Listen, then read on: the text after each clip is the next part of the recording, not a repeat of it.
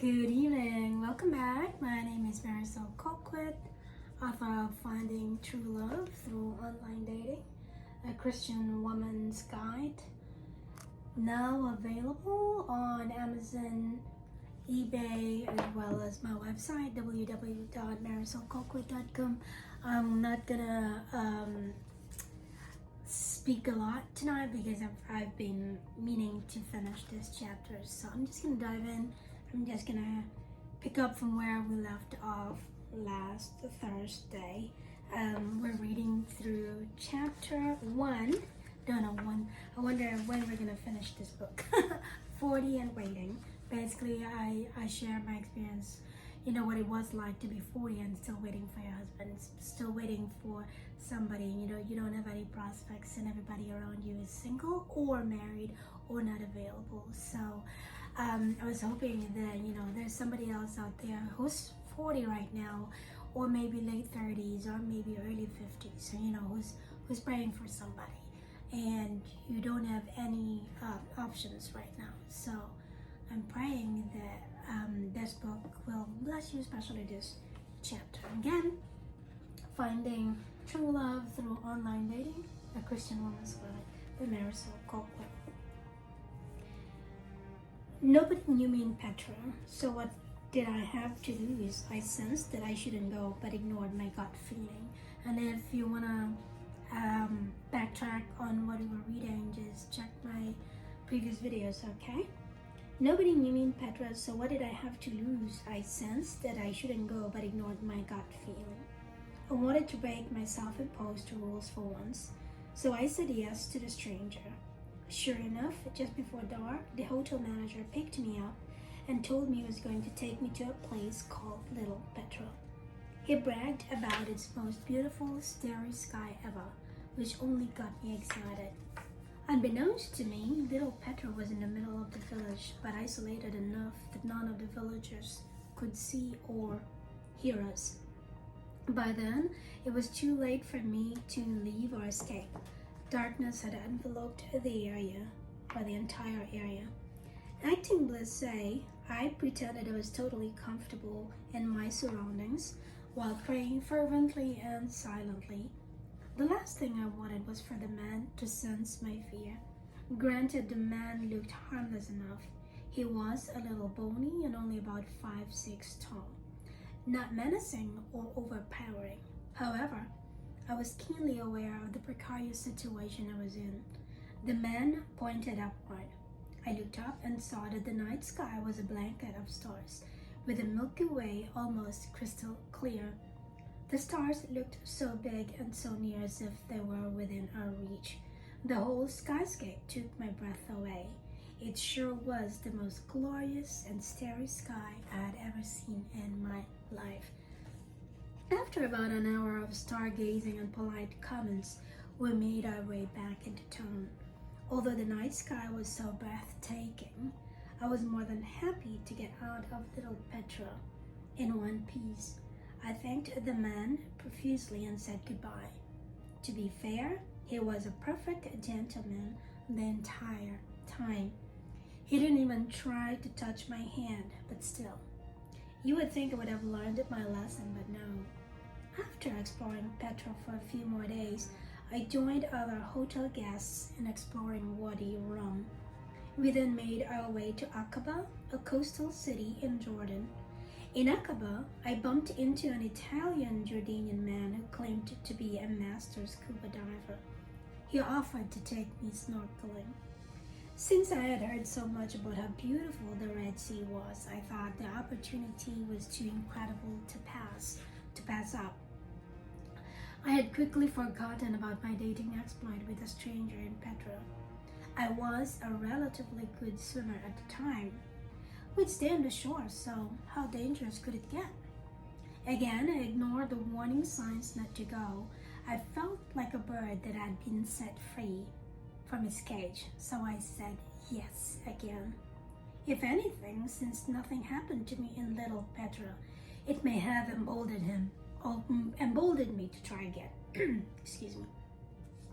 The man had a driver who took us to a less crowded part of the beach along the Red Sea.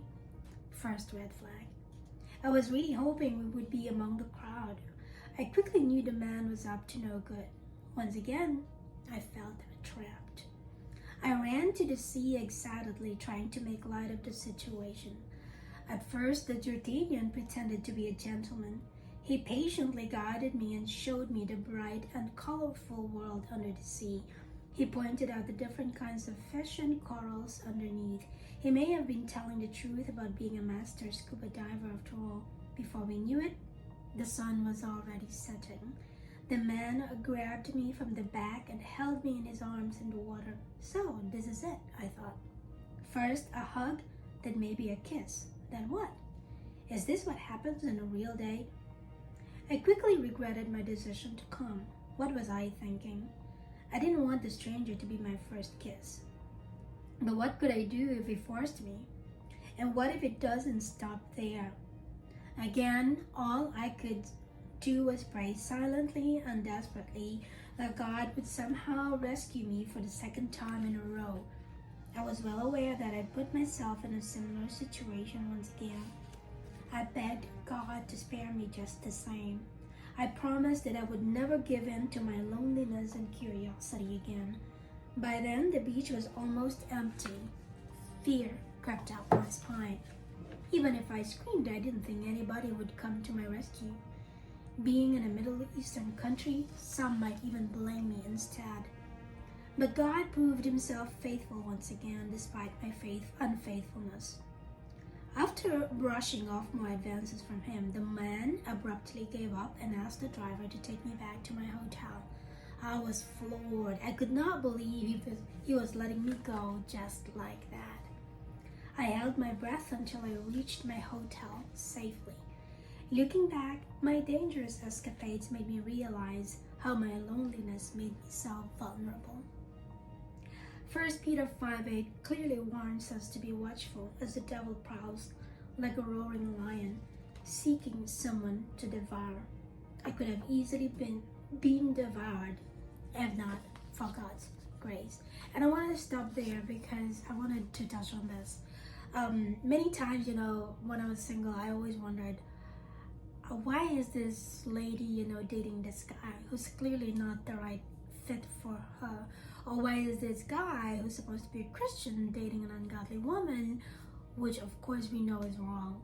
And they try and they always, they always want to believe that maybe if I date this person, something will happen, this will happen, things will turn. And that's really the most dangerous part about waiting. Just like me, I was already mature, I thought, mature enough Christian, but I was so lonely. I was traveling, alone in a remote place, very rugged, people very poor and all that. So, and again, I was a solo Asian traveler, and everybody was just staring at me. And in Jordan, if they see you traveling alone, you're like walking with a sign on your forehead looking for a boyfriend or something. So you get a lot of men coming onto you, making a pass at you. And it wasn't, I didn't really feel safe, but I was confident that they were not gonna try and attack me physically. But I really wanted to share this, that if you're lonely right now and if you're so vulnerable, I would really encourage you to find somebody to confide in. Find a prayer partner, let them know what you're going through, because if temptation comes, it's really, when you're most vulnerable and most likely will make a mistake or do something that you will regret for life, or for the rest of your life, or forever. And that's what almost happened to me, and I really don't want you to go through that, because I know that it's only by God's grace that I was able to escape twice, not once but twice.